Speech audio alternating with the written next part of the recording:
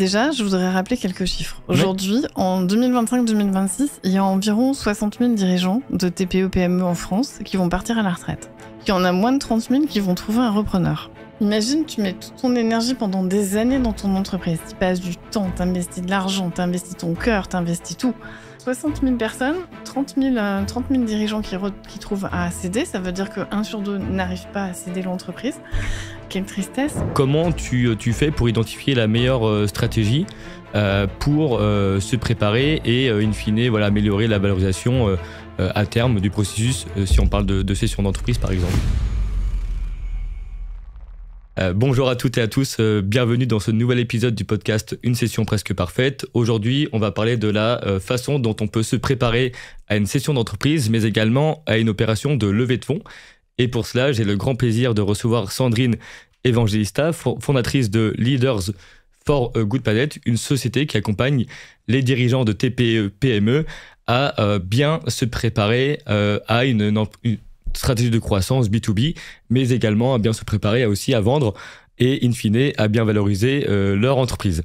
Merci beaucoup, Sandrine, d'être présente. Bonjour. Et écoutez, on va parler tous ensemble d'un sujet passionnant et sur lequel aussi on intervient quand on vend une entreprise, c'est comment se préparer quand on est dirigeant également, mais surtout au niveau de la société. Et toi, Sandrine, donc, tu accompagnes sur tous les volets dont a besoin un dirigeant pour à la fois se structurer, mais aussi pour l'accompagner dans sa croissance à moyen et long terme. Donc on travaille sur plusieurs volets. On commence toujours par la vision et le dirigeant. D'accord. Ensuite, la stratégie innovation, la partie finance, évidemment. Quand je dis finance, c'est pas simplement levée, cession, valorisation, etc. C'est aussi la gestion de la trésorerie au quotidien, les KPI, les tableaux de bord, etc. La partie marketing-vente, RH et organisation, IT et digital, et RSE. Alors, RSE, c'est une option, entre guillemets, sachant que nous, on est société à mission, mais c'est plus une option quand on travaille en B2B avec des grands groupes. Pourquoi ? Parce que depuis le 1er janvier 2024, il y a la CSRD, et que donc, même si on n'est pas directement concerné en tant que TPE ou PME par la CSRD, on a des clients qui le sont, donc indirectement, ils vont nous demander des comptes. Tout à fait. Et donc on l'est. Et donc toi, tu interviens sur tous ces aspects-là. Comment tu fonctionnes ? Est-ce que tu peux nous décrire avant qu'on rentre dans le vif du sujet, quel est ton mode de fonctionnement et à quel moment tu interviens dans la vie d'un dirigeant d'entreprise, par exemple pour les dirigeants qui nous écouteraient, à quel moment ils pourraient faire appel à toi ? Donc, on est un collectif. Ça, c'est important parce que dans mes différentes évolutions de mes sociétés, j'ai observé que j'avais besoin d'experts sur mesure pour créer des équipes sur des entreprises spécifiques. Et donc, le fait d'avoir des consultants sur étagère fonctionne pas du tout. Donc, j'ai développé un modèle un peu différent. Donc, on travaille toujours en 2 phases. La première phase, c'est une phase de stratégie. Donc, évidemment, dans la phase de stratégie, il y a un audit et une roadmap. On regarde ce qui s'est fait, qu'est-ce qui se fait bien, qu'est-ce qui se fait pas, qu'est-ce qui existe, qu'est-ce qui n'existe pas, etc. Pour pouvoir ensuite définir un plan d'action de croissance. Un plan d'action stratégique. Une fois qu'on s'est dit ça, après, il faut opérationnaliser et déployer. Donc, c'est vraiment 2 phases. Il y a une première phase de on se pose, on regarde. État des lieux. Voilà. On fait un état des lieux, mais on va plus loin. On va sur un plan d'action avec quelle typologie d'équipe, de rôle, etc. il faut mettre en œuvre. Donc, les chantiers prioritaires, les budgets associés, les personnes qui font. Et ensuite, donc, notre première partie de mission s'arrête là. Et ensuite, on peut ou pas accompagner sur le déploiement de l'opérationnel de 2 façons. Le done for you, ça veut dire qu'en fait, on va avoir de la gestion déléguée de croissance. On met en place ce qu'on appelle un SPOC, un Single Point of Contact, qui est un expert qui va être sur l'une des verticales que j'ai énoncées, parce qu'en fait, souvent, il y a une thématique qui est plus importante que les autres. Soit c'est la finance, soit c'est le marketing et les ventes, soit c'est la RH. Il y a toujours une thématique principale. Prépondérante. Voilà, prépondérante.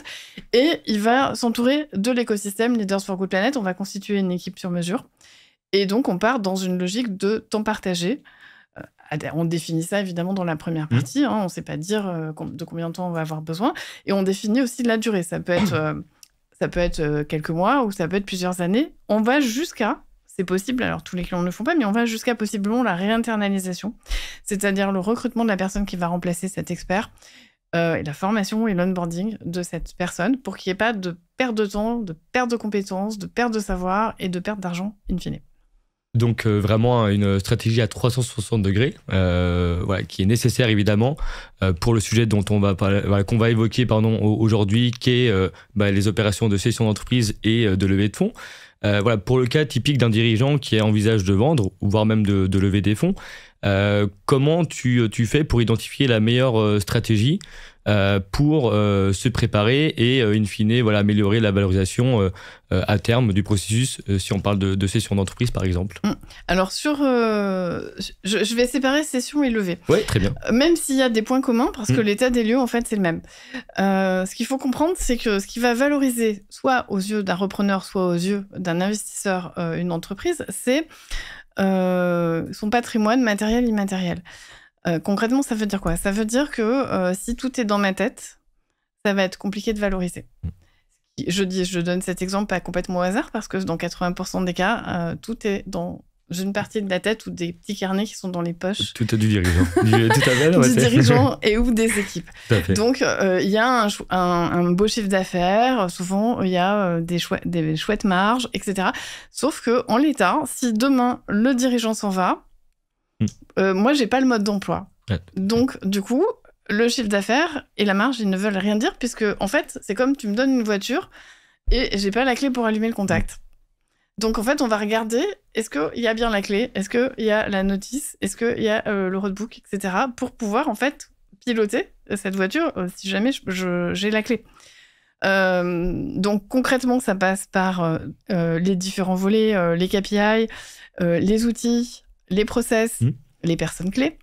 Tout à fait. Et identifier tout ça et valoriser. Valoriser, quand je dis valoriser, c'est pas seulement financièrement, bien sûr, ça a une valorisation financière, mais c'est avant tout, est-ce que ça fonctionne, quoi? C'est vraiment cette image de si tu me donnes la clé de la voiture, avec ce que tu m'as donné comme information, est-ce que je peux la faire rouler ou pas?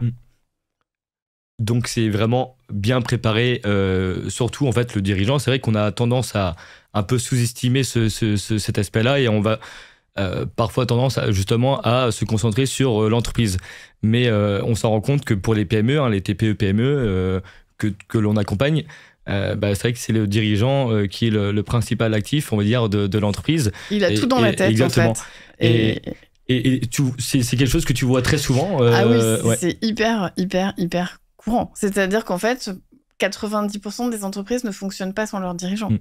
Ce qui pose un vrai problème sur la cession, mais aussi si jamais il lui arrive quelque chose, qu'il est malade, etc. Et pour les levées, alors il y a une systématisation il faut qu'on lève de l'argent. Moi, par défaut, la levée, c'est vraiment la dernière option. Très bien que tu le dises, c'est important. Parce que je creuse toujours, alors je sais que ça énerve beaucoup certains dirigeants qui viennent me voir en me disant on veut lever de l'argent puisque on fait aussi de l'investissement en equity. Oui. Et je commence toujours par dire ok, mais à quoi ça va servir cet argent? Décris-moi précisément. Oui, mais j'ai un business plan. Non, je te parle pas de ton business plan là. À quoi ça va servir concrètement? Tu vas financer quoi? Des salaires? Tu vas financer des matériaux? Tu vas financer la construction d'une usine? Tu vas financer l'acquisition d'un système d'acquisition? Tu vas financer une application? Pourquoi? Parce que si le financement est de l'acquisition, des ressources humaines, en fait, tout ce qui n'est pas, j'ai envie de dire, capitalistique, genre tu construis des panneaux solaires, il te faut du matériel pour construire des panneaux solaires. Dans 90% des cas, c'est pas de la levée dont il y a besoin. Il y a besoin de structuration derrière et de compétences pour le faire, ce que nous, on est capable d'apporter. Et de trouver des clients. C'est ça, mais trouver des clients, tu vois, c'est une stratégie marketing-vente. C'est pas nécessairement faire une levée, surtout en ce moment, où on sait quand même que c'est difficile. Donc, quand tu n'as pas de traction, tu vas perdre X mois à essayer de faire une levée de fonds. Il y en a quand même à peine... Enfin, je sais pas quels sont tes ratios. Moi, je vois moins de 12% des levées qui aboutissent. Nous, on fait pas de levée de fonds pour les startups, mais effectivement, c'est le marché, il stagne beaucoup. Et surtout, c'est... parfois, comme tu l'as dit, il n'y a pas du tout besoin de lever des fonds, mais ça fait partie, je pense, pour certains fondateurs, d'une étape de réussite, alors que c'est surtout un moyen et il faut surtout se concentrer sur le cash et sur structuration évidemment avant, tout à fait. C'est ça, et du coup, ça nécessite de revenir à back to basic, quoi. Comment je fais de l'argent, comment je génère de la marge. Et oui, mais j'ai besoin d'argent pour générer de la marge. Alors, commençons par le début. Génère du chiffre d'affaires et de la marge. Ensuite, tu vas faire des preuves que tu as un modèle qui fonctionne, que tu as de l'attraction. Et là, ça va être beaucoup plus facile d'aller valoriser ton entreprise si tu veux vraiment scaler, changer de niveau de taille d'échelle, etc. Autrement, ta valorisation, elle ne va pas être bonne. Tu n'as pas, en fait, de réelle preuve de concept. On me dit toujours, oui, mais si, regarde, on a des clients, etc. Oui, mais t'as pas une vraie traction aux yeux d'un investisseur ou d'un repreneur. Donc, il faut pas sous-estimer, d'une part, le mode d'emploi de l'entreprise, d'autre part, sa réelle valeur, au sens pas juste la valorisation financière telle qu'on peut la faire pour une levée ou une cession, mais bon sens paysan, quoi. Est-ce que ta boîte, elle est surendettée ? Ok, elle vaut 50, 100 millions d'euros, mais en réalité, elle sort un EBITDA d'1 million. C'est pourri comme ratio. Voilà, alors, si tu te fixes sur le chiffre d'affaires, oui, on fait 80 millions. En fait, c'est une société qui est ultra endettée. Et surtout, il y a le risque, comme on voit malheureusement avec des startups qui lèvent beaucoup de fonds, on se dit, bon, elles ont un business model de dingue, etc. Bon, la plupart d'entre elles ne sont pas, d'une part, rentables. Et surtout, ça incite, malheureusement, je pense, quand il y a d'un coup 50 millions, 100 millions sur le compte en banque, ça incite malheureusement une mauvaise gestion de la trésorerie. Quand on n'a pas l'habitude de gérer autant d'argent, et on peut très mal allouer le budget qui va pas, les investissements qui vont pas créer de la valeur en contrepartie.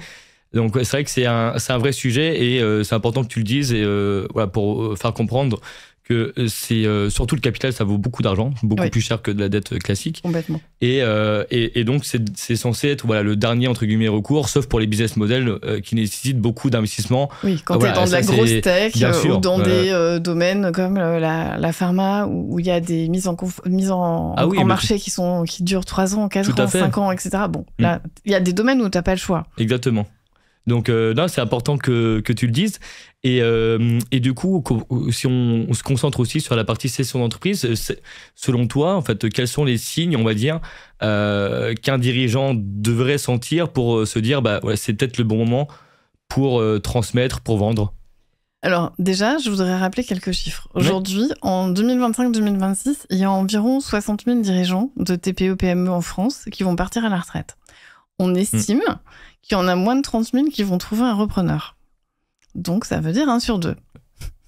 Quand on a posé ça, c'est important parce que, imagine, tu mets toute ton énergie pendant des années dans ton entreprise. Tu passes du temps, tu investis de l'argent, tu investis ton cœur, tu investis tout. Quand tu es dirigeant d'une entreprise, tu as un niveau d'implication et d'engagement qui est dingue. Bien sûr. Imagine la tristesse que c'est pour quelqu'un qui a mis cette implication dans son travail, de se dire que à la fin, possiblement, il y aura personne pour reprendre. Non pas parce que l'entreprise fonctionne pas. Là, les chiffres que je donne, c'est des entreprises qui marchent. Ah oui, tout à fait, bien sûr. Donc, c'est pas une question de reprise d'une entreprise en difficulté. Là, on parle de 60 000 entreprises qui fonctionnent. Qui participent à l'économie réelle en France. Voilà. Et ça, pour moi, je suis hyper attachée à ça parce que j'adore ce tissu économique, parce que pour moi, c'est comme le poumon de la France. Tu vois, c'est ce qui nourrit les régions, c'est ce qui nourrit les territoires, c'est ce qui crée de l'emploi. Et en fait, ça impacte tellement de personnes quand tu prends les salariés, leurs familles, etc. C'est le poumon économique, en fait. Un vrai plaisir. C'est ça. Donc, imagine, 60 000 personnes, 30 000 dirigeants qui trouvent à céder. Ça veut dire que 1 sur 2 n'arrive pas à céder l'entreprise. Quelle tristesse pour lui, et pour l'économie locale, pour les territoires. Donc, pour moi, c'est hyper important cette mission qu'on a d'accompagner l'incroissance, parce que derrière, moi, je mets ce côté poumon économique. Et donc, tu vois, ça me fait mal au cœur, en fait. Ah ouais, mais c'est un vrai sujet. Parce que c'est une méconnaissance. Et parce que, en fait, quand on commence à se poser... Parce que, alors, pour répondre à ta question, quand on commence à se poser ces questions en tant que dirigeant, on ne sait pas vers qui se tourner. Ouais. Le problème, c'est que, en fait, aujourd'hui, tu sais te tourner vers en général, le premier interlocuteur, c'est l'expert comptable. Et l'expert comptable, lui, va avoir une approche très analytique, très juste, mais très analytique du sujet. Sauf qu'on voit bien qu'en fait, le sujet, il ne va pas être analytique. Ah bah oui. L'analytique, c'est la dernière ligne une fois qu'on a trouvé quelqu'un qui va pouvoir reprendre. Parce que ce que veut un patron de TPE, PME, c'est pas... Enfin, la plupart du temps, c'est pas qu'on casse son groupe, quoi. Ah non, au contraire. C'est là où justement on voit la richesse des dirigeants de TPE, PME. Il y a une vraie logique de pérennité, de la pérennité et de conservation des emplois. Donc, du coup, de quelqu'un qui croit au projet, qui a envie de le reprendre, etc. Donc, on voit bien que ça n'a rien d'analytique, en fait. C'est une question d'humain à humain, de trouver quelqu'un. Comprendre le projet, en fait, avant tout, du dirigeant. C'est ça, c'est comprendre le projet du dirigeant. Donc, déjà, quand on est dirigeant, la première question à se poser, c'est qu'est-ce que j'ai envie de faire comme session ? Est-ce que je veux gagner beaucoup de cash ? Auquel cas, peut-être, il faut que j'aille voir un fonds d'investissement ou enfin, en tout cas, il faut que je réfléchisse à valoriser d'une certaine façon pour sortir beaucoup de cash. Est-ce que je veux d'abord transmettre et pérenniser ? C'est pas du tout les mêmes interlocuteurs parce qu'un fonds, il va pas forcément pérenniser. Hein. Oui. Par contre, il peut générer beaucoup de cash. Tu vois, donc déjà, c'est se poser la question de qu'est-ce que je veux pour après ? C'est quoi ma vision de ma session ? C'est quoi la vision du projet futur que je veux après ? Est-ce que je veux participer aussi ? Très important, parce que ça aussi, j'ai vu j'allais dire des drames, mais c'est vraiment des drames, en fait, humains, dont on parle pas non plus. Parce qu'en fait, le dirigeant, il est super content, il a trouvé un fonds qui reprend, grosse valorisation, et boum, du jour au lendemain, il est éjecté de l'entreprise. Et c'est quand même des makers, quoi, en général. Donc c'est ultra violent, même s'il part avec un gros chèque, on pourrait se dire c'est un problème de riche. Pas du tout, c'est un problème humain qui n'est pas un problème de riche. Donc il faut aussi se poser la question de c'est quoi mon rôle pendant cette transmission ? Est-ce que je veux participer ? Est-ce que je veux rester après ? Tu vois ? Et c'est deux points qu'on n'aborde pas parce que l'expert comptable, il va pas poser ces questions-là, en fait. C'est pas son job. Il va dire, voilà, ton entreprise, grosso modo, elle fait tant de chiffre d'affaires, tant de marge, on multiplie ta marge entre 1 et 3, ça dépend de ton marché. Je le fais à la grosse louche. Hop, ça donne ton montant de valorisation. À la grosse louche encore, c'est plus compliqué que ça, mais en gros... Et on voit bien que, du coup, ça ne met pas en perspective quel est ton projet de session. Et j'utilise volontairement le mot projet. Parce qu'une session, c'est un projet. Ça découle, en fait, c'est l'opération qui découle du projet du dirigeant. Comme tu l'as dit, c'est vrai que c'est important. Est-ce qu'il veut transmettre en interne ? Est-ce qu'il veut transmettre à sa famille ? Il préfère effectivement de valoriser un cash-out intéressant. À ce moment-là, il va devoir envisager de lancer un véritable processus avec la compétition entre des fonds et des industriels. Et les fonds aident, mine de rien, aussi à pérenniser les entreprises parce qu'en fait, beaucoup de fonds sont des fonds de transmission, des fonds de capital de développement et qui vont aussi aider le dirigeant à transmettre progressivement. Donc le dirigeant peut faire un premier cash-out intéressant, il va sécuriser une partie de son patrimoine, donc il va être plus soulagé et enclin à prendre de meilleures décisions parce qu'il va se dire, bon, au moins j'ai sécurisé déjà quelques millions pour moi et ma famille, et il va rester aux commandes de son entreprise tout en en déléguant et en structurant davantage, ce qui va l'amener à travailler mieux et moins. Et ça, c'est vrai que c'est intéressant comme... Et en théorie, mieux et moins, parce que quand tu as des makers, vraiment, en fait, justement, je trouve que c'est très intéressant, justement, les fonds dans des sessions, parce que ça oblige à professionnaliser, ça oblige à structurer. Ah oui, bien sûr. Mais ça peut être hyper violent, parce que entre je suis prêt à le faire et je le fais, en fait, c'est pour ça qu'il y a un gros travail à faire avec le dirigeant, évidemment, en amont, peut préparer et faire une grosse introspection. Mine de rien, c'est le dirigeant qui va faire une introspection sur ce qui l'anime au quotidien, qu'est-ce qui crée de la valeur, de quelle manière il va créer de la valeur. Et en fait, c'est parce que le fond, effectivement, c'est pas son métier. Donc lui, il est là, il va apporter les financements, le cash et aussi des stratégies de développement, son carnet d'adresse, etc. en fonction du fonds, évidemment.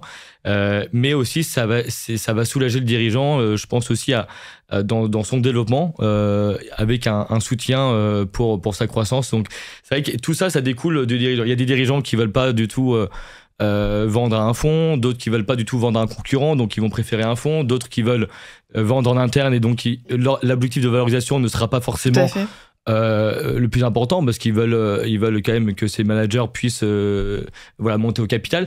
Donc c'est pour ça qu'il y a un gros travail et comme tu l'as dit, il y a un problème de transmission, non pas parce que les sociétés ne sont pas vendables, hein, parce que c'est des belles entreprises, mais parce qu'il n'y a pas eu de préparation nécessaire en amont. Selon toi, il faut combien de temps? C'est ce que j'allais dire. Pour moi, le minimum, c'est 18 mois. C'est ça, mais idéalement, tu commences à te poser des questions 3 ans avant. Ouais, tout à fait. Voilà. C'est pas au moment où tu es malade ou c'est pas au moment où tu veux prendre ta retraite où tu te poses des questions. C'est quand tout va bien. Exactement. Parce que justement, quand tout va bien ou quand en tout cas tu es dans une phase soit de croissance, soit de stabilisation pour te permettre de te poser des questions. Parce que ça prend du temps. Parce qu'il y a le temps de structurer, puis il y a le temps de mettre en œuvre pour que quand tu commences à ouvrir la vraie partie valorisation, cession, etc., mais c'est pareil pour une levée, en fait, que ça soit carré, que tu aies déjà tout, en fait. Tout à fait. Parce qu'autrement, tu te retrouves... C'est pour ça qu'on dit souvent, par exemple, les levées ou les cessions, c'est long. Ouais. C'est long parce que ce travail n'est pas fait. En fait, sachant une session, c'est entre, on va dire, 8 à 12 mois, en moyenne, c'est, on va dire, plutôt 1 an.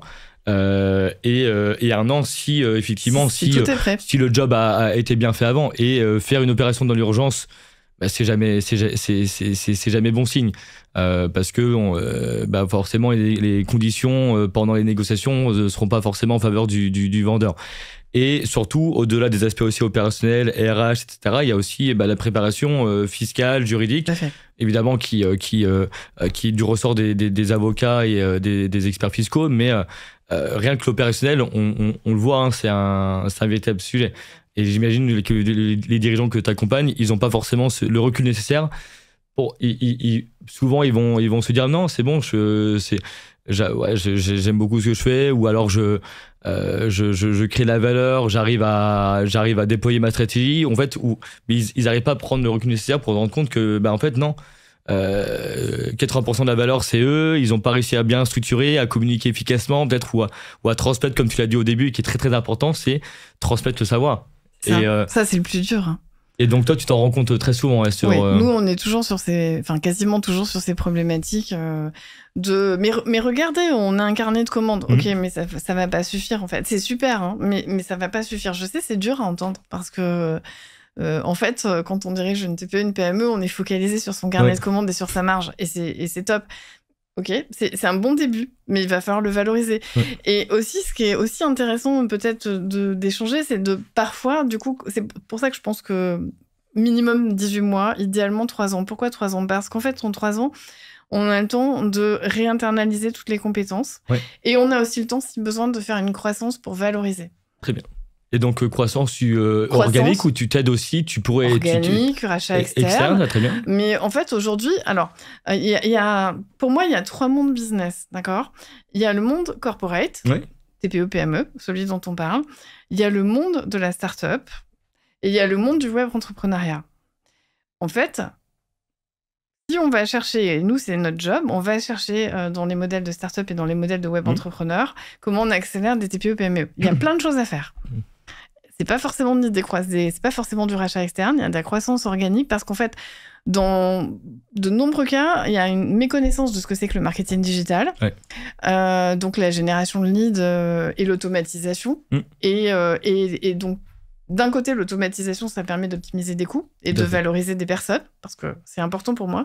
Je suis une dingue de la technologie, mais pas de la technologie qui au détriment de l'humain. Je crois pas du tout à ça. Par contre, il y a plein de tâches qu'on pourrait tout à fait automatiser pour faire monter en compétences et valoriser les humains. Donc, il y a beaucoup de choses qu'on peut optimiser avec l'automatisation, et il y a beaucoup de choses il y a beaucoup de leads et de chiffre d'affaires et de marge qu'on peut aller chercher via d'autres techniques qui sont utilisées par les web entrepreneurs et par les startups, et qui sont totalement méconnues dans le monde des TPE-PME. Et c'est normal, c'est pas le job d'un dirigeant de TPE-PME de savoir faire du marketing digital et de créer des tunnels d'acquisition.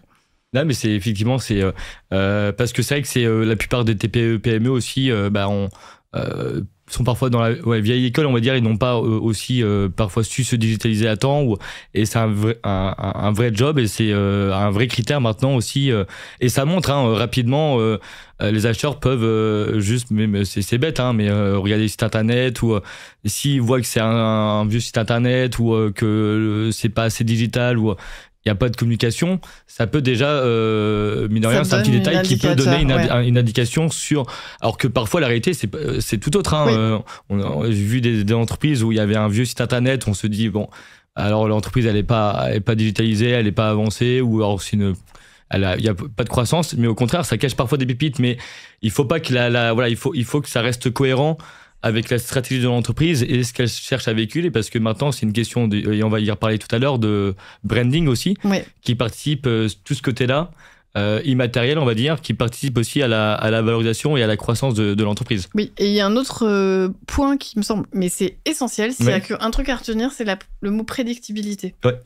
Parce que quand le carnet de commandes, il est rempli par le réseau du dirigeant, qui a bien fait son travail, d'accord. Le problème, c'est quand il n'est plus là, on fait comment ? Oui. Donc, en fait, dans la valorisation, il y a la logique de prédictibilité du business. Il ne suffit pas d'avoir d'un carnet de commandes, il faut savoir le générer. Donc, tout à fait. Passer d'un carnet de commandes à un système d'acquisition. Et dans le système d'acquisition, il y a la partie vente, marketing, etc. Mais il y a aussi la partie RH, la partie IT, automatisation et toute la dimension financière. En fait, le système d'acquisition, ça reprend tous les axes que j'ai cités au départ de finance, RH, marketing, vente, digitalisation, IT. Parce que le problème, c'est que si le dirigeant, si vous êtes dirigeant et que vous êtes le seul, entre guillemets, qui ramenait du business, c'est si un acheteur potentiel, soit il y a une décote forte sur la valorisation, parce qu'il va se dire, bah non, moi le dirigeant, il va partir dans 2-3 ans, et après, qu'est-ce que je fais du business ? Ou il va bloquer, entre guillemets, le dirigeant avec des compléments de prix. Et le laisser assez longtemps, on va dire, donc pas de départ immédiat, un cash-out plus réduit. Donc c'est très important ce que tu dis, Sandrine, parce que c'est sous-estimé, mais c'est très très important que le dirigeant comprenne la nécessité de structurer l'équipe du commercial, mais qu'elle forme aussi à ramener du business. Donc, et la prédictibilité, c'est pas juste l'équipe, c'est-à-dire qu'il faut générer du business et savoir le délivrer avec un bon niveau opérationnel, tu vois, parce que ça aussi, on le voit beaucoup sur les TPE-PME. D'un coup, il y a le business qui explose et puis ça suit plus dans la production. Ah oui. Donc c'est toute la chaîne de valeur, en fait. C'est pas juste le commerce. Le commerce est relié au delivery. Le delivery, c'est la capacité de faire, donc c'est les humains et c'est les outils de production et les automatisations. Tout à fait. Il y a un deuxième sujet qui me semble essentiel et qui est valable pour la session comme pour la levée. Toujours dans cette notion de prédictibilité, il y a ce qu'on appelle l'evergreen et l'hypergreen. L'evergreen, c'est les modèles qui permettent d'avoir du récurrent. Je fais une petite aparté, je reçois des pitchs de start-up. Je n'en peux plus de voir. Je vais me faire plein de nouveaux amis, mais tant pis. Le marché du machin, c'est X millions d'euros au niveau mondial ou X milliards d'euros au niveau mondial. Et donc, on va prendre 1%. Non, mais arrêtez de faire ça, en fait. Personne n'y croit. Comment tu vas faire pour déjà il se focaliser sur ça ? À la place de nous présenter ça dans un pitch deck ou dans un business plan, présentez-nous ce que c'est que votre modèle Evergreen. Tout à fait. Le modèle Evergreen, c'est ce qui doit vous permettre de faire du business de façon récurrente avec un cycle. Vous devez être capable d'évaluer ce que c'est que la valeur à vie d'un client. Ouais. Ah, mais c'est très important. Ah oui, mais vraiment, je comprends tout à fait ce que tu dis. Et c'est vrai que le récurrent, ça se valorise. Croyez-moi, ça se valorise. Ah oui, tout à fait. Mais du coup, ça nécessite, ça tombe pas. Il y a un gros travail en amont. C'est un énorme travail d'arriver à trouver et d'arriver à mettre en œuvre une stratégie de croissance evergreen. Parce que evergreen, ça veut dire prédictible, ça veut dire que là pareil, on veut lever de l'argent parce que on veut aller chercher des nouveaux clients. Alors on va se poser, quels sont les KPI sur tes clients existants, comment tu les fidélises? Est-ce que tu sais déjà quel est ton taux de transformation et ton taux de valeur d'un client? Non. Bon, alors on va commencer par les choses de base. Parce que si tu fais un taux de transfo par rapport à tes clients de 15% ou de 20%, ce qui est à peu près ce que je vois dans différentes industries, imagine si on le fait passer à 40%. Tu n'as plus besoin d'aller chercher des clients. Tu as besoin de fidéliser des clients. Or, ton coût d'acquisition d'un client, il est cher. Donc, ton coût de fidélisation, il est beaucoup moins. Donc, Evergreen, c'est comment je fais venir, comment je fais revenir et comment je fais consommer un client. C'est pas juste comment je fais venir. Donc, une levée pour aller chercher des clients, ça n'a aucun sens. D'abord, fais-les revenir et fais-les consommer. Tout à fait.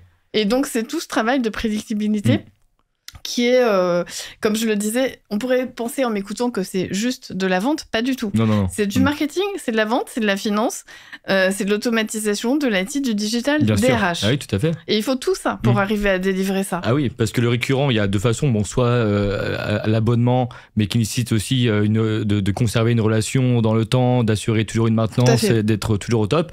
Et il y a le récurrent, on va dire, par fidélité, parce que les clients reviennent parce qu'ils aiment le produit sans être engagés, on va dire. Mais faut veiller à ce que les clients qui reviennent, ils le font pour le produit, non pas aussi pour l'équipe, pour le dirigeant. Donc c'est très important ce que tu dis, parce que c'est pas juste c'est bon, j'ai une équipe de vendeurs, de sales, donc c'est bon. Non, c'est toute la logistique derrière, le service après-vente, la communication, le marketing, être toujours réactif. Et les ressources humaines, le management, toute la chaîne de valeur, en fait, les contrats de travail, le réglementaire. Donc, c'est un vrai gros travail. Mais ça se valorise ça se valorise c'est très super important bien. Parce qu'on peut faire beaucoup de chiffres à faire, mais s'il n'y a pas de récurrent, l'acheteur, il va se dire, mais ouais, qu'est-ce qui me garantit que demain, vous allez assurer ce même niveau de chiffre à faire? Donc, on peut toujours prouver qu'on a un impact commercial qui est toujours au même niveau, mais l'acheteur, lui, il veut prendre le moins de risques possible, et c'est compréhensible. C'est ça. Donc l'Evergreen, c'est ça. L'Hypergreen, c'est oui, mais on a signé un gros contrat pour 3 ans. Ouais, mais qu'est-ce qui se passe après? Parce que d'un coup, mécaniquement, tu as fait augmenter ta valeur. Ouais. Sauf que moi, si je te rachète, en fait, je suis pas du tout sûre que je vais pouvoir fidéliser ce client-là. Bien sûr. Et 3 ans, c'est court, on va dire, dans l'échelle court, en temporelle. Fait. Ou j'ai signé un marché public pour 3 ans ou pour 4 ans. On se dit, ouais, mais c'est signé pour 4 ans. Ouais, mais c'est très court, en fait. Donc, d'où l'importance de prouver qu'on a un système d'acquisition. Le système d'acquisition, c'est ce dispositif Evergreen qui fait que tu génères du revenu en récurrent tout le temps. Exactement. Et que tu vas chercher des leads en récurrent tout le temps. Et que c'est pas juste lié au réseau du dirigeant ou de une ou deux personnes clés dans l'entreprise qui, si elles partent, en fait, ton carnet de commandes font à vue d'œil. Donc ça, pour moi, c'est l'essentiel. C'est vraiment la base qui n'est jamais regardée réellement. On regarde, oui, mais regarde, on a fait tant sur les 3 dernières années. Ok, mais comment c'était foutu ton chiffre d'affaires et ta marge? Est-ce que c'était sur un client? Est-ce que c'était plusieurs? Quels sont les 20% de clients qui font 80% du chiffre d'affaires? Est-ce que c'est les mêmes depuis 10 ans? Ou est-ce que ça change tous les 2 ans ou tous les 3 ans parce que tu as effectivement une logique de réponse à appel d'offres? Là, c'est essentiel. Et du coup, pour faire suite à ce que tu disais, ce que tu dis actuellement justement sur l'importance du récurrent et de tout ce qu'il y a derrière pour justement assurer ce récurrent, selon toi, quels seraient les conseils que tu donnerais à un dirigeant qui cherche à comprendre comment structurer son entreprise pour la rendre justement attractive aux yeux des acheteurs? Évidemment, après, ce sera toujours c'est au cas par cas, mais est-ce qu'il y a un panel de conseils, on va dire, communs, général, que tu vois avec les dirigeants que tu accompagnes? Alors, une fois qu'on s'est dit qu'il fallait une stratégie prédictible Evergreen, d'accord, et l'Hypergreen, c'est super, mais c'est pas là-dessus qu'on peut valoriser. C'est comme des coûts, en fait. Ouais. Donc, un coût, c'est pas prédictible par définition. Il y a les outils. On a plein de clients, ok. Et concrètement, moi, demain, je reprends mon image de la voiture, tu me donnes les clés de la voiture, je monte à bord, le GPS, il est où? Parce qu'il y en a un. Le GPS dans une entreprise, c'est un CRM et un système d'information. 80% des PME n'ont pas de CRM. Donc, ok. Ou alors, oui, on a un CRM. Je voudrais voir ce que c'est, un tableau Excel où il y a les bons de commande. Alors ça, c'est pas un CRM. Un CRM, c'est Customer Relationship Management, donc la relation client, la traçabilité de ton historique avec le client.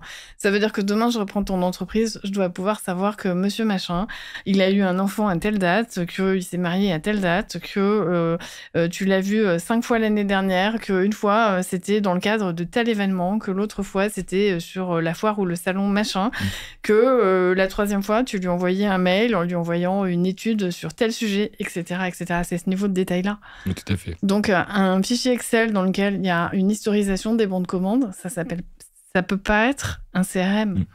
D'accord? Donc, ça aussi, ça prend du temps à mettre en œuvre. Et surtout, plutôt on l'a mis en œuvre, et plutôt on peut valoriser. Ah bah oui, bien sûr. Bah oui, tout à fait. Et ça demande l'implémentation, et ça nécessite une vraie stratégie pour choisir son CRM. En fait, c'est pas juste un outil qu'on va déployer. C'est ça. En fait, ton CRM, il doit... En fait, un outil, il fait toujours que ce que tu lui dis. Bien sûr.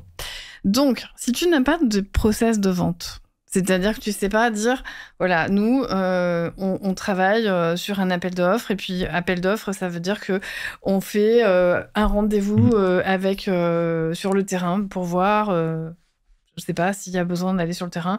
Ensuite, on fait un mémoire technique. Ensuite, il y a 6 mois de latence. Tu vois, tu te découpes en fait. Ou on est en B2B, puis on a un process en 2 ou 3 rendez-vous. Premier rendez-vous, on fait connaissance et on comprend le contexte du client. Deuxième rendez-vous, on fait une proposition. Troisième rendez-vous, on approfondit. Parce que ton CRM, en fait, on va processiser ce qui se fait. D'accord ? On va modéliser, en fait, ce que tu fais déjà. Donc, si chacun...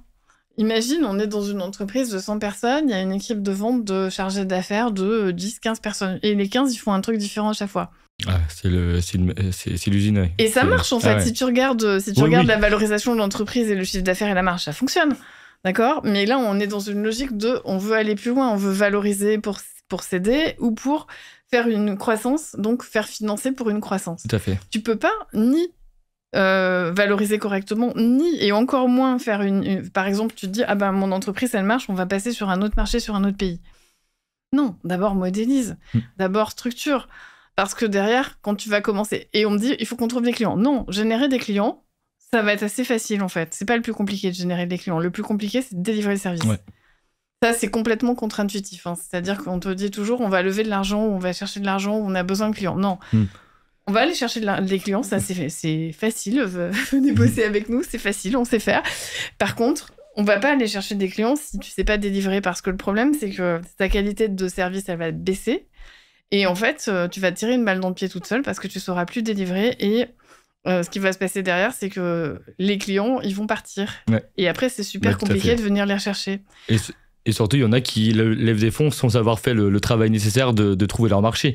C'est ça. Ils lèvent des fonds et au final, ils se rendent compte que leur produit ne plaît pas ou qu'ils sont trop en avance sur leur marché, trop en retard. Donc c'est vrai que voilà, pour revenir sur le sujet spécifique de levée de fonds. En ce moment, c'est quand même, il y a beaucoup moins d'argent, donc forcément, que ce soit des financements dilutifs ou non dilutifs, il y a quand même beaucoup moins, parce que justement, il y a cette exigence. Ouais. Alors, ok, c'est dur, parce que ça met une pression sur les entreprises, c'est vrai. Étant entrepreneur, je suis la première à compatir. Et en même temps, moi, je trouve ça très bien parce que du coup, ça oblige à se poser ce genre de questions et pas juste à avoir du cash et à faire du cash burn. Exactement. Et c'est primordial. Voilà, je vais revenir sur ce point spécifique. Donc, tu parlais de CRM, donc de l'importance de digitaliser, on va dire, le process, le canal d'acquisition client et toute la relation qui va avec. D'autres aspects que tu vois qui sont souvent négligés sur la partie opérationnelle et autres, mais qui sont très souvent négligés par les dirigeants d'entreprise et qui ont leur importance pour la valorisation et la transmission. Le management des ressources humaines. C'est rare dans une PME qu'on ait un directeur des ressources humaines, même à temps partagé. Il y en a, mais c'est pas une majorité. Or, pour moi, c'est un sujet essentiel. Comment tu recrutes ? Comment tu onboardes ? Au-delà des dimensions réglementaires. Je parle même pas des CSE, paye, etc. Ça, tout le monde comprend et connaît. Mais on a des problèmes de recrutement. Très bien. Est-ce que tu as une marque employeur ? Est-ce que tu as un process de recrutement ? Est-ce que tu as un process d'onboarding ? Est-ce que tu as un process de fidélisation de tes clients ? Est-ce que tu as travaillé sur la formation de tes collaborateurs ? Pardon, pas de tes clients. Ça, c'est quasiment jamais adressé. Ça se traduit par on a du mal à recruter. Ouais. Oui, c'est normal en fait, parce qu'il n'y a pas de projet RH derrière. Donc, ça ne veut pas dire que c'est plus simple à recruter quand tu as un projet RH, mais en tout cas, l'idée, c'est que déjà, c'est complexe de recruter. Il y a quand même pas mal de métiers en tension dans les industries et dans les différents secteurs B2B de l'économie, même la tech d'ailleurs. Du coup, l'engagement de tes collaborateurs et la fidélisation, c'est un vrai sujet. Donc ça, c'est très, très peu adressé. Le management, alors là... c'est une variable d'ajustement. Oui, tout à fait, parce qu'il y a un besoin de préparation... Ça s'apprend. Enfin, je tiens à dire qu'en fait, c'est pas parce que tu as été 20 ans dans un métier que tu sais manager des gens de ce métier-là, en fait. C'est autre chose. Manager, c'est autre chose. Et en plus, il y a des gens manager et diriger après aussi. Pour les managers qui voudraient prendre la place du fondateur, par exemple, c'est totalement différent. C'est deux métiers différents. Et souvent, d'ailleurs, un fondateur ou un dirigeant d'entreprise, il Et souvent, il n'est pas dirigeant, il manage en fait dans son attitude, dans sa posture. Donc ça, c'est pareil. Ça veut dire comment tu prends une posture de dirigeant, parce que pour pouvoir revendre, ou valoriser ou grandir, à un moment, tu peux pas rester manager et dirigeant. Il va falloir choisir si tu diriges ou si tu manages. Exactement. Mais tu peux pas faire les deux en fait. C'est vraiment des métiers à part entière. Et c'est quoi la différence? C'est que quand tu manages, tu le sais. Facile, hein. Si vous vous dites que... Je vais vous donner un exemple à tous ceux qui nous écoutez. Je vais vous poser une question. Est-ce que vous pouvez partir un mois en vacances et que votre entreprise continue à tourner? Si la réponse est oui, vous êtes un dirigeant. Si la réponse est non, vous êtes un manager. Ça va être... c'est pas mal. J'en ressentirais... Il y a certains qui vont avoir peut-être un coup de pression là. C'est ça, un petit coup de pression. Ils ont besoin de partir en vacances, ils vont se dire, bon écoutez, peut-être... En fait, derrière, le dirigeant, son job, c'est de mettre en place la vision, les process, l'organisation, tout ce qu'on est en train de se raconter pour que ça fonctionne. Bien sûr, il peut être dans l'opérationnel s'il adore ça. Mais en théorie, s'il part en vacances un mois, ça marche. Donc, par extension, s'il vend... ou si il fait rentrer un groupe au capital et d'autres personnes, par extension, en fait, son modèle ne dépend pas que de lui. Oui. D'accord. Un manager, en fait, s'il est plus là, les plans ne passent plus, quoi. C'est comme, tu vois, il y a pas la coordination, il y a pas la courroie de distribution de l'entreprise, donc ça se bloque ou ça vivote. Ou carrément, ça marche plus du tout. Mais la plupart du temps, ça marche encore, mais ça vivote. C'est-à-dire, on attend que machin rentre pour faire ça. On attend que... tu vois, c'est-à-dire qu'il n'y a pas de prise de décision. Tout à fait. Et ce qui est aussi très courant, quoi. Tu vois justement d'autres sujets concernant la gouvernance, justement, des sujets qui peuvent faire fuir les acheteurs potentiels, que tu as pu voir avec les dirigeants que tu accompagnais, autres que justement la structuration et de préparer ces managers à manager, voire à prendre parfois la direction de l'entreprise. Alors, je voudrais mettre le focus sur un truc dont on ne parle pas souvent, l'émotionnel. Ah, très important. Ah mais ouais, c'est ça. On n'en parle pas souvent parce que toujours, revenons sur le truc, valorisation, session, premier interlocuteur, expert comptable. Ouais. Donc, un expert comptable, il ne parle pas d'émotion. C'est pas son métier. C'est plutôt un métier. Et je pense que les gens n'ont pas aussi peut-être cette réflexion-là. Poser la question sur le détachement émotionnel ou voilà. Le détachement émotionnel, ça veut dire quoi concrètement? Ça veut dire que si tu veux grandir, encore une fois, pour moi, c'est grandir au sens céder, c'est grandir. Lever des fonds ou chercher des financements, c'est grandir. Faire une croissance externe, c'est grandir. En tout cas, tu vas plus être tout seul. Tu vas plus être dans la même configuration. Donc, à un moment donné, tu vas faire rentrer des nouvelles personnes, des nouveaux interlocuteurs. Et donc, tu vas plus pouvoir tout contrôler. Donc, ça veut dire que émotionnellement, on va venir te dire, ce truc-là, tu pourrais le faire autrement, avec plus ou moins de tact et plus ou moins de finesse. Et ben ça aussi, ça se prépare en fait. Parce que ça peut être très violent si évidemment, toi, t'as fait de ton mieux.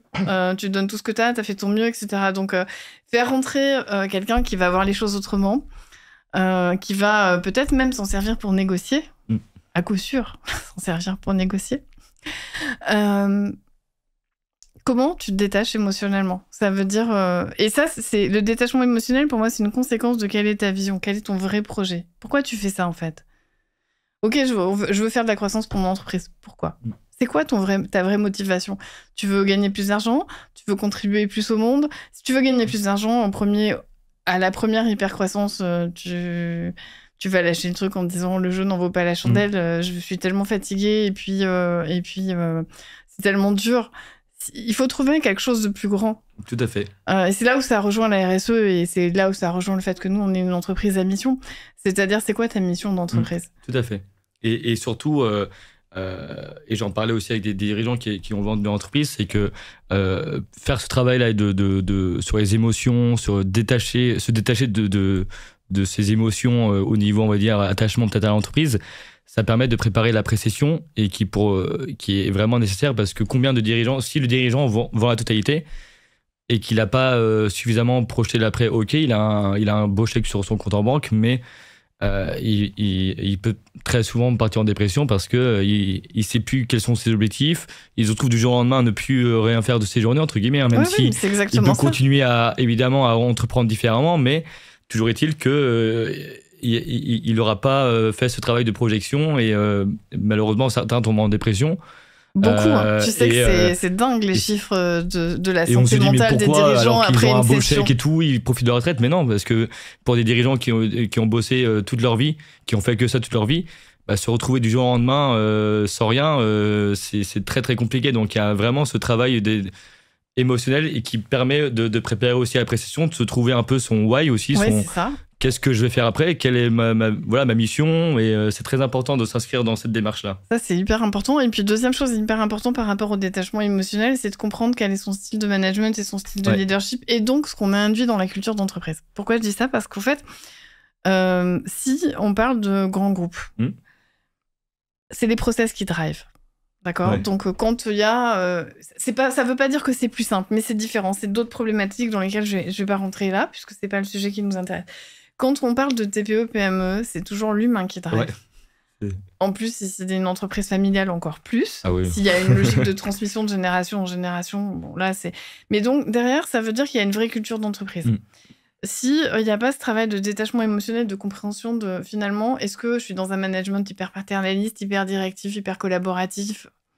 Il y a plein de formes de leadership et de management. Et donc, de culture d'entreprise. Là aussi, ça fait 17 ans moi, que j'accompagne dans ces thématiques avec mes différentes entreprises. Donc, ce que j'ai vu souvent, c'est des boîtes qui crachent à la session. Enfin, à la reprise. Pourtant, elle marche super bien. Parce qu'en fait, par exemple, tu passes d'un patron qui est ultra directif paternaliste, donc qui a une tour de contrôle et qui gère tout, et qui maîtrise tout, et qui contrôle tout, etc. Un repreneur qui a 15 ans, 20 ans d'expérience dans le monde corporate et qui, lui, a une vision plutôt collaborative, etc. Donc, sur le principe, ça fonctionne. Le fit se fait sur les valeurs, la vision, le projet, etc. Sauf que, en fait, les gens qui sont capables de bosser avec quelqu'un qui leur dit tu fais ci, tu fais ça, tu exécutes tel truc, etc., c'est pas du tout ceux qui vont pouvoir travailler avec quelqu'un qui leur dit prends tes responsabilités et sois autonome. Donc, en fait, ça génère quoi ? S'il n'y a pas la prise de conscience de ça, s'il n'y a pas le travail, d'une part pour la session, d'autre part pour la reprise, de dire, OK, donc là, il y a un plan de change management RH à mettre en œuvre, et c'est vraiment le fondamental, en fait, qu'il ne faut pas rater sur la transmission. Du coup, en fait, les personnes clés de l'entreprise vont partir.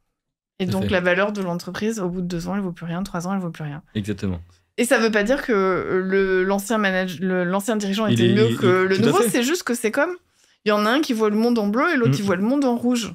Et puis certains ont l'habitude, on va dire, c'est vrai, d'être dirigés par personnes aussi qui ont besoin de, peut-être parfois juste d'avoir des ordres parce qu'ils ont besoin qu'on leur dise quoi faire. C'est ça.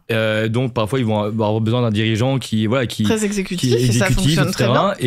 Et quand ils retrouvent quelqu'un qui leur laisse peut-être beaucoup plus liberté, pas trop regardant, etc. La personne peut se retrouver en fait. Exactement perdu. T'es perdu en fait. T'es perdu parce que tu connais pas ce mode de management. Bien sûr. Et donc si on te l'explique pas et si s'il n'y a pas un travail vraiment de passation. C'est vrai aussi, par exemple, sur quand tu lèves de l'argent, tu veux faire une croissance externe, ou tu vas intégrer des nouveaux investisseurs, ou tu vas intégrer... Le mariage sur la croissance externe, je pourrais en parler des heures, parce que ça, j'en ai fait plein. Je le confirme. C'est toujours à cet endroit-là que ça pêche. Ouais. Toujours. C'est pas sur les produits, c'est pas sur les offres. On arrive, les process, les systèmes d'information, on arrive à trouver comment on fait. C'est toujours sur la culture de l'entreprise. Oui. Donc, c'est pareil. Et ça pose la question... j'ai travaillé pendant longtemps pour des grands groupes où je sourçais des entreprises pour les racheter. D'accord. Et je travaillais sur la partie... Intégration. Parfois, il vaut mieux laisser des boîtes indépendantes en croissance externe, faire des groupes avec X entreprises indépendantes. Tout à fait. Même si les grands cabinets de conseil ne seraient pas du tout d'accord avec moi parce qu'ils diraient oui, mais rationalisation des coûts, s'il y a 15 systèmes d'information, ça coûte plus cher que s'il y en a un. Oui, mais s'il y a 15 cultures d'entreprises différentes, il vaut mieux qu'il y ait 15 systèmes d'information différents. Tout à fait. Mais non, il y a des groupes effectivement qui font cette stratégie-là, ils rachètent, ils laissent les dirigeants parfois en place des sociétés rachetées. Elles continuent de fonctionner de manière autonome, mais elles bénéficient en plus du soutien financier de la maison mère. On crée un écosystème. C'est très important parce que important. Quand on fait de la croissance externe, on va tendance à regarder plutôt effectivement le côté opérationnel, on va regarder la finance, on va regarder le dirigeant, les équipes, les choses classiques. mais c'est vrai qu'on parle pas de l'après. Et moi, je me souviens pour une opération aussi de croissance externe, ce qui a permis à un moment de faire l'opération, parce que c'était un point mort, c'était très compliqué parce que c'était pour un gros groupe avec une gouvernance très bon, voilà, quand il y a une gouvernance, c'est toujours compliqué de parfois d'avancer, et il y a toujours beaucoup de questions et de doutes.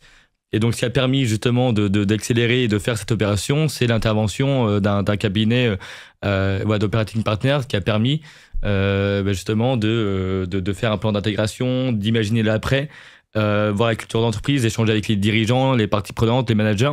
Et c'est très très important, voilà, quand on parle de croissance externe, de faire ce travail-là, parce que, bon, ok, faire l'opération après, on a fait le closing, d'accord, mais après, si on n'est pas capable d'assurer les 100 premiers jours, entre guillemets, qui sont censés être, voilà, bon, les fameux 100 premiers jours, on va dire, d'intégration, et je peux comprendre, parce que parfois, si on est salarié d'une entreprise, on aime venir bosser spécifiquement avec cette équipe, cette culture-là, parce que c'est chacun ses goûts, chacun sa vision de ce que c'est une bonne culture d'entreprise, et qu'on se retrouve dans un groupe dans lequel on est dans une masse un peu plus déstructurée, ou avec une culture différente, ça donne plus forcément envie et progressivement la personne elle va la vouloir motivation, tout à fait. Ouais. Et tu vois là par exemple récemment on a travaillé avec donc sur la stratégie et l'opérationnalisation d'une croissance externe, 2 entreprises, donc la société, le groupe principal, société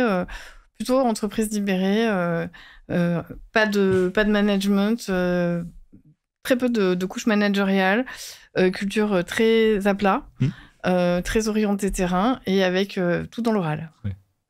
Et l'autre, hyper processé, et avec des couches de management, petites pourtant, mais très processées.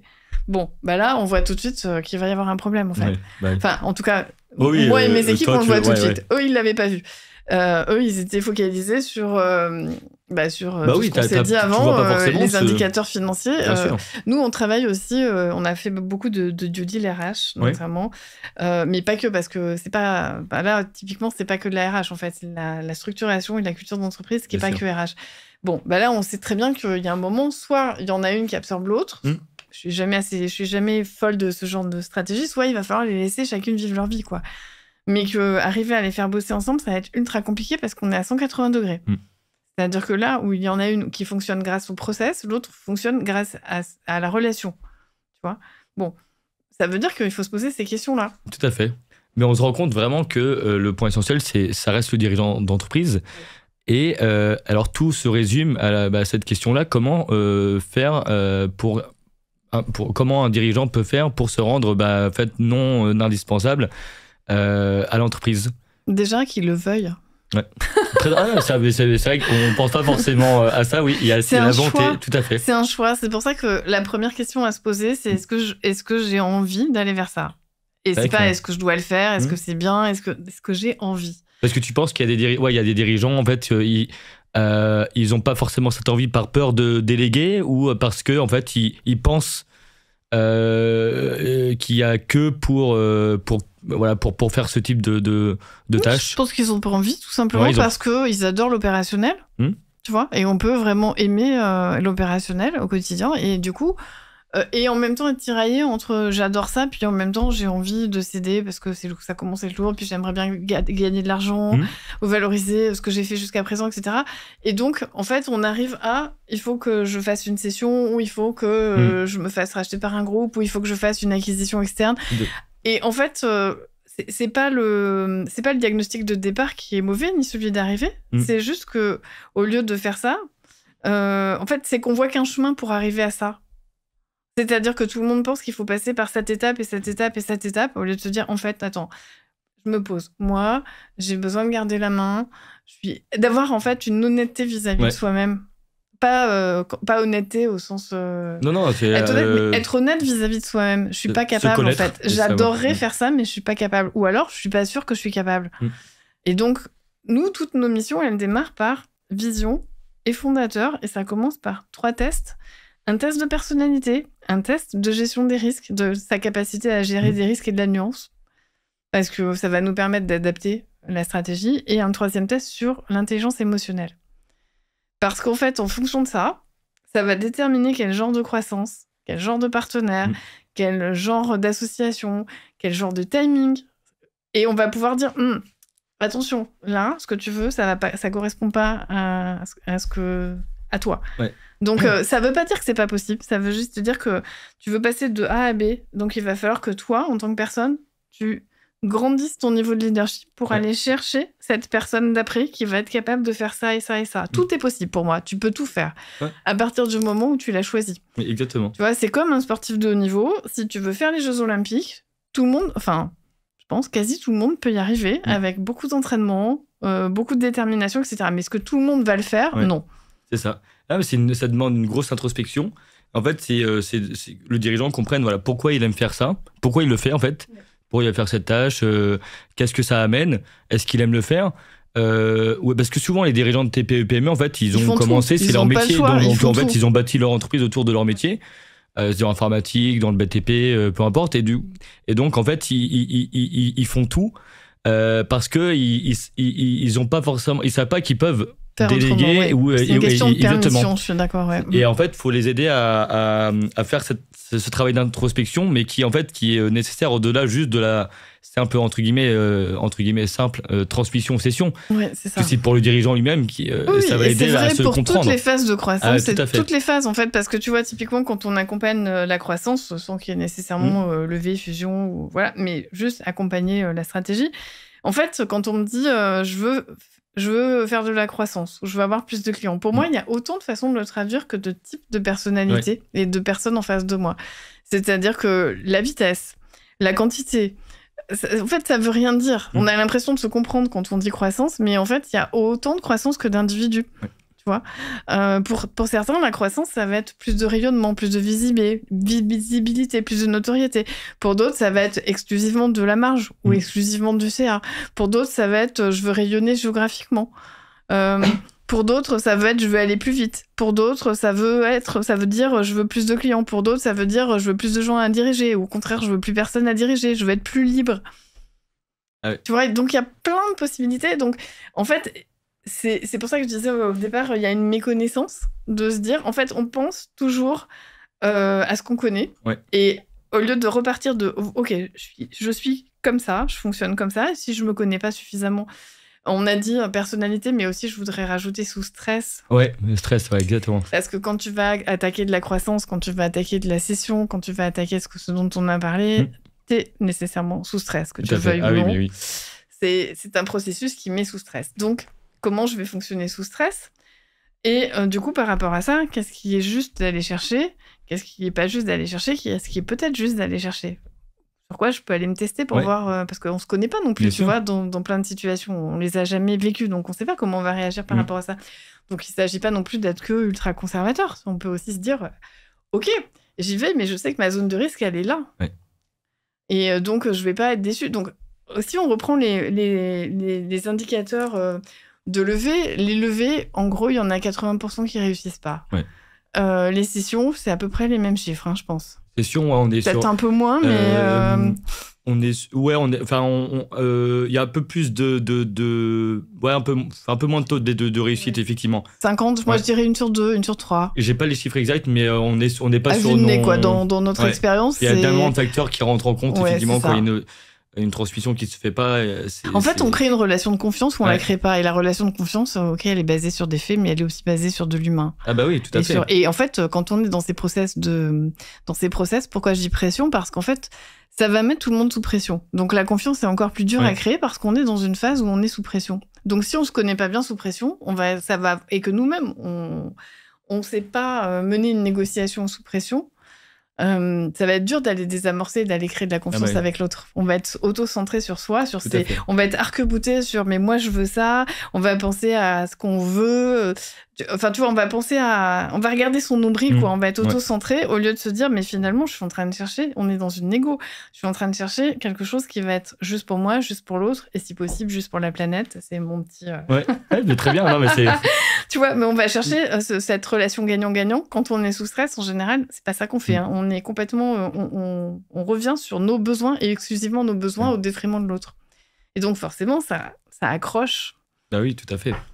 Et toi, Sandrine aussi, tu interviens sur les aspects financiers. On est d'accord aussi d'une entreprise. Tu les aides à retravailler les KPI financiers. Oui, on aide, mais on va pas jusque là. Enfin, justement, c'est là où on est complémentaires. Ouais. Nous, notre travail, c'est de faire le business plan, toute la stratégie, etc. D'accord. Et l'opérationnalisation. Après, on s'appuie sur des partenaires, Bien sûr, sur oui. la valorisation, Ouais. sur des choses qui sont pas notre métier. Nous, on va pas faire une valorisation, par exemple. Du coup, Mais on va savoir conseiller, justement. C'est quoi les KPI financiers selon toi sur lesquels les dirigeants doivent vraiment travailler pour améliorer la valorisation in fine? Alors, ou ça même dépend pas beaucoup forcément des industries, en fait. Mm. Parce que, tu vois, il y a des industries où il va falloir aller regarder. Bon, déjà, d'une façon générale, je pense que ça vaut le coup de regarder sur le plan commercial les taux de transformation et la partie valeur à vie d'un client. Ça, quoi qu'il arrive, c'est transverse à toutes les industries. Après, selon les industries, c'est vraiment très différent parce que, tu vois, il y a des taux d'endettement, par exemple, dans l'industrie qui sont beaucoup plus grands que dans les métiers de service. C'est normal. Donc, tu vois, il y a plutôt, en fait, d'aller chercher quels sont les abacs de son marché pour savoir si on est plutôt dans les clous, pas dans les clous, et qu'est-ce que... Ouais. Tu vois, pour pouvoir avoir des éléments de comparaison. Bien sûr. En fait. Ok. Et on va parler maintenant aussi de tout ce qui n'est pas forcément matériel, donc à savoir la réputation, le branding. À quel point c'est important dans une préparation pour une session ou même dans une levée de fonds. En quoi c'est important d'avoir et de travailler son branding, de travailler sa marque, la réputation de son entreprise, de ses équipes aussi. Pourquoi c'est si important que ça? Parce que l'enjeu, c'est la confiance. D'accord. Et la confiance, ça se décrète pas, ça se construit. Donc, si on arrive avec une confiance de facto, c'est plus facile que si on arrive avec, je sais pas, il va falloir que je la construise. Ouais. Donc, pour moi, le branding, je suis pas une folle du branding au sens communication. D'accord. Ça m'intéresse assez peu, en fait. Moi, ce que j'aime faire, et là où on accompagne nos clients, c'est le marketing d'autorité. C'est quoi la différence? Dans un cas, c'est de la communication. Dans l'autre, c'est de la compétence. C'est montrer et démontrer ton savoir-faire et ton savoir-être aussi. Et par exemple, alors il y a plein de façons de le faire, mais quand tu vois, par exemple, toi, ce que tu fais, ou moi, ce que je fais à mon niveau, on est capable de produire du contenu à valeur ajoutée tous les jours de l'année, quasiment, depuis X années. Bon, si tu connais pas ton métier, c'est impossible à faire, en fait. Oui. C'est-à-dire que, d'aller dans le niveau de détail dans lequel on est en train de rentrer, etc. Si t'as pas d'expérience, ça marche pas. Tu peux le tenir 1 fois, 2 fois, 3 fois. Tu peux faire une belle publicité, tu peux faire un beau branding, mais tu vas pas le tenir sur la durée. Donc en fait, tu crées déjà une relation et tu montres. C'est pour ça que je parle de marketing d'autorité. Tu fais autorité par ton expertise, pas juste par ta communication, parce que la communication, finalement, on sait pas forcément toujours ce qu'il y a derrière. Par contre, l'autorité sur ton expertise, ça se construit et ça crée de la confiance. Ok, cette personne, elle tient la route. Ça fait X années qu'elle est là. Son entreprise, ça fait X années qu'elle est là. Il sait parler de ces sujets, etc. Donc, ça, c'est extrêmement important. C'est pareil, effectivement, pour les équipes, sur les taux de satisfaction, clients, collaborateurs, etc. Puisque, par défaut, la confiance, c'est aussi avec les autres. Oui, tout à fait. Donc, on le voit avec les avis Google, rien que ça. C'est exactement la même chose. On peut rigoler, mais les acheteurs, ils font très très attention sur tout ce qui est business, même encore B2C par exemple. Les avis Google, vraiment, ça a toujours été un vrai sujet dans les discussions parfois. Dans les restaurants ou dans les hôtels, pour avoir travaillé dans l'hôtellerie et la restauration pendant quelques années, les avis Internet, on peut dire oui, ils sont achetés, etc.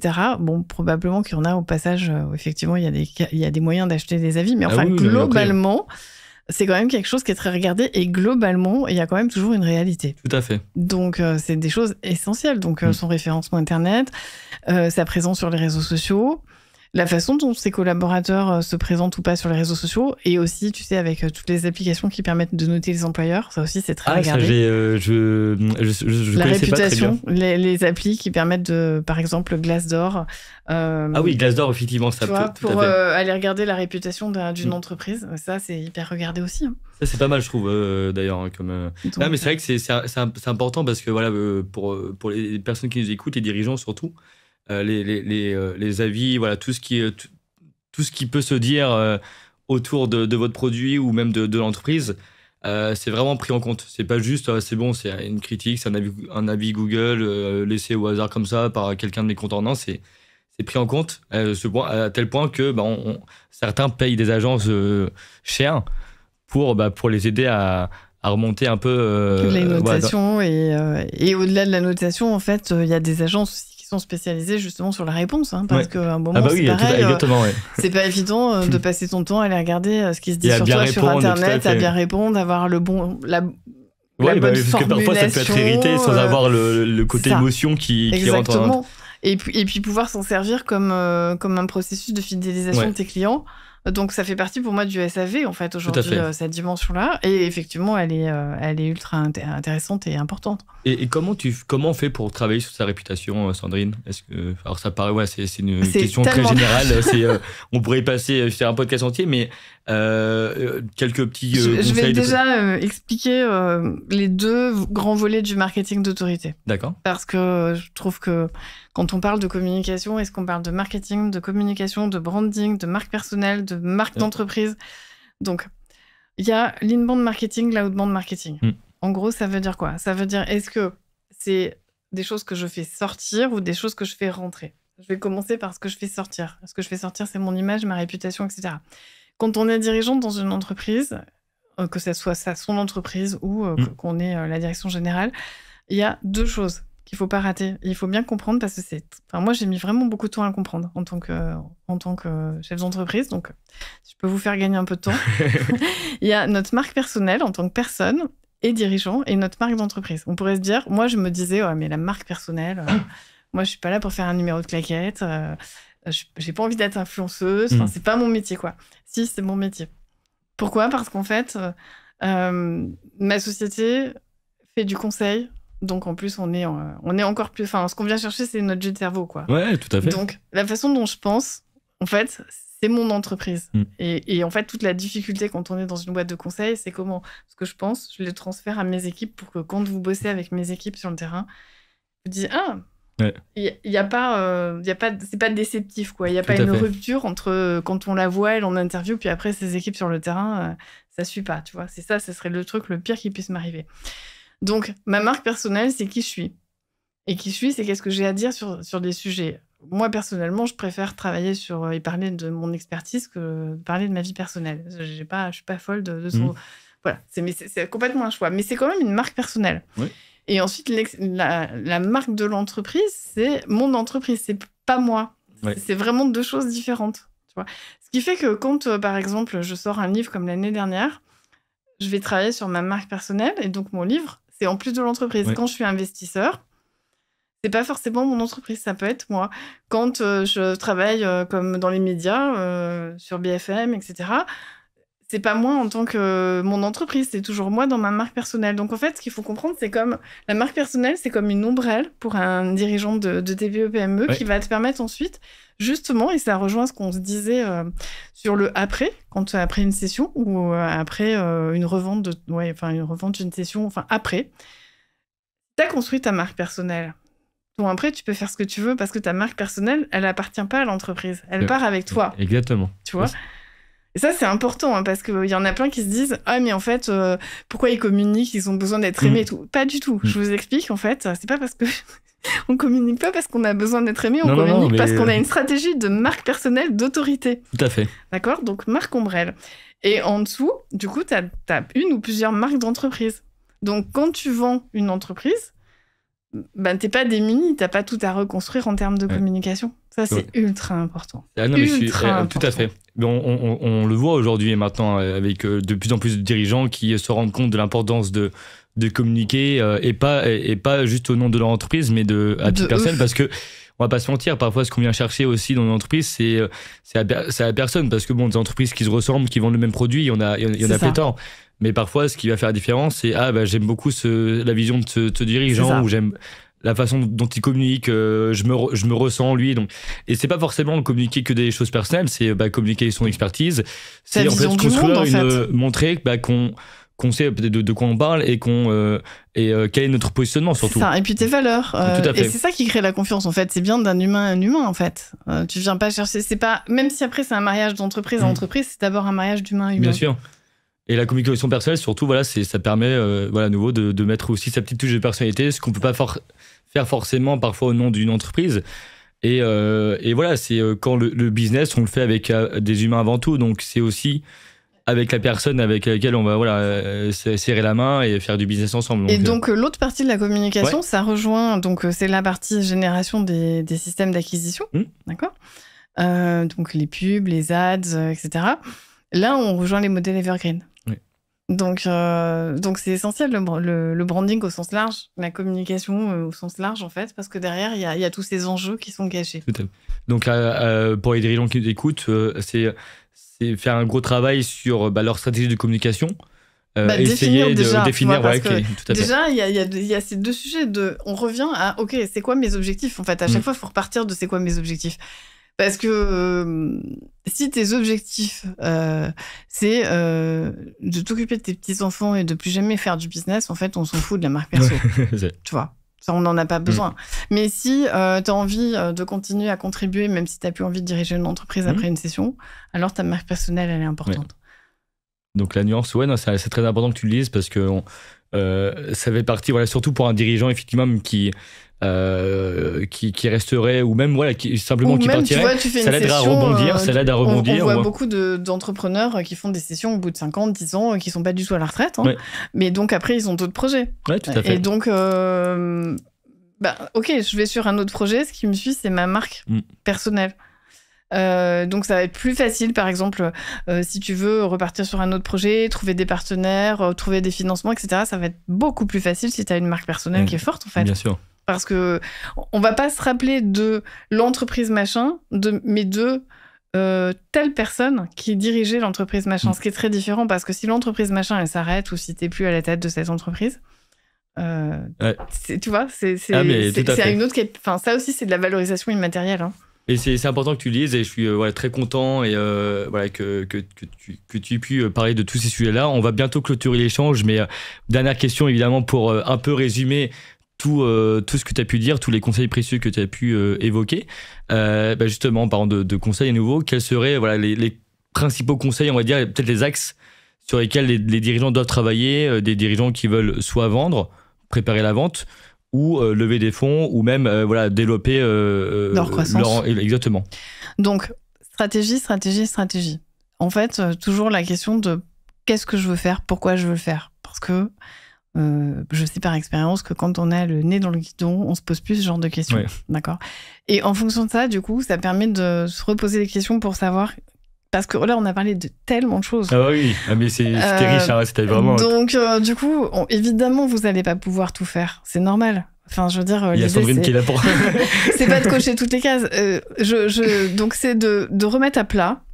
Première chose, on fait ce que j'appelle un cadrage, c'est-à-dire on remet à plat audit roadmap.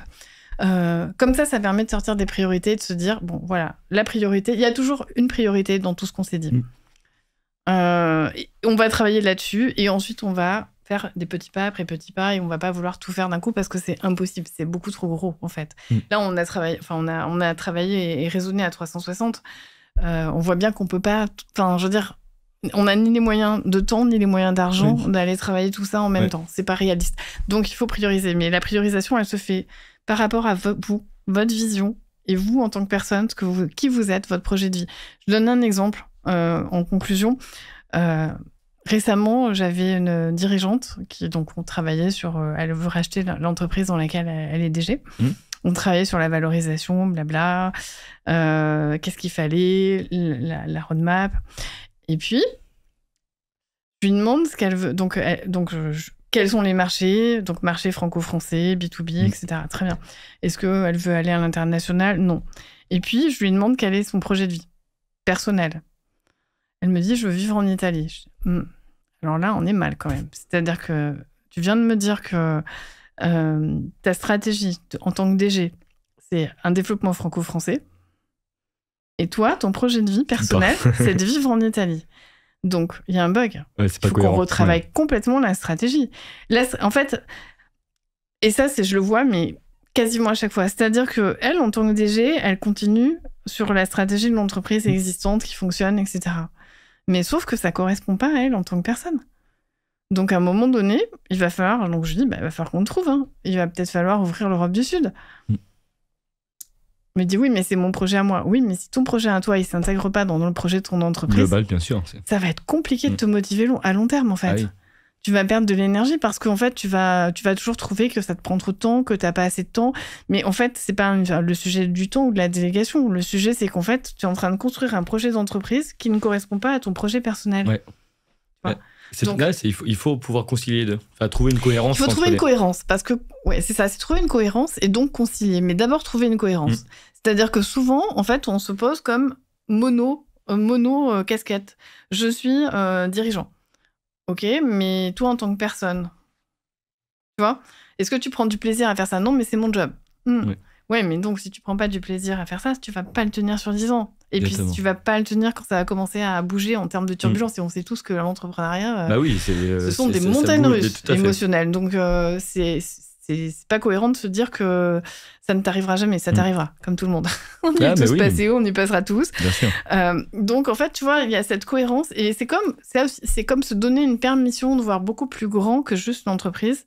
C'est toi, en tant qu'humain, qui porte ça, cette entreprise. C'est toi, même si tu la portes pas au sens où tu t'es détaché, mais c'est quand même toi qui porte le projet. C'est toi qui porte la vision. C'est toi qui porte la contribution. Donc, donnez-vous la permission de vous remettre au cœur dans votre globalité de qui vous êtes en tant qu'être humain, dans toutes vos casquettes, c'est pas juste celle de dirigeant.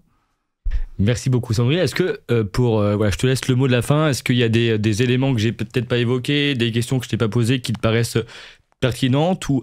C'est vrai qu'on a fait bien, quand même un bon gros tour et je suis très content d'avoir reçu Sandrine, de t'avoir reçu parce que c'est beaucoup de sujets que tu as évoqués qui sont parfois trop sous-estimés malheureusement et c'est très important à la fois pour les dirigeants mais aussi pour toutes les personnes qui accompagnent et qui vont conseiller le dirigeant de prendre en compte tous ces aspects-là. En fait, c'est 360 degrés, c'est très global et surtout bien réfléchir si vous êtes dirigeant à votre avenir, mais en tant que dirigeant, en tant que personne, par rapport à votre projet de vie, votre projet de famille, familial, projet personnel, enfin voilà. C'est vrai que c'est un gros travail d'introspection, mais heureusement, Sandrine, évidemment, est là aussi pour vous guider, pour vous aider à vous structurer, à structurer vos pensées, ce que vous aimez faire, ce que vous n'aimez pas faire, et à dérouler surtout un plan d'action. Qui vous correspondent. Donc c'est Sandrine, donc Leaders for Good Planet, qui accompagne donc les TPE PME, enfin les dirigeants TPE PME dirigeants en B2B, stratégie B2B de croissance. Sur tous les axes qu'on a pu citer dans le podcast. Tout à fait. Merci à toi Sandrine, c'est un très bel échange et n'hésitez pas à la contacter si vous avez évidemment un besoin quelconque de préparation avant de travailler votre stratégie, de l'accélérer ou vers même de lever des fonds. Voilà, c'est Sandrine qu'il faut aller contacter. Merci beaucoup. Merci. À très vite. Au revoir.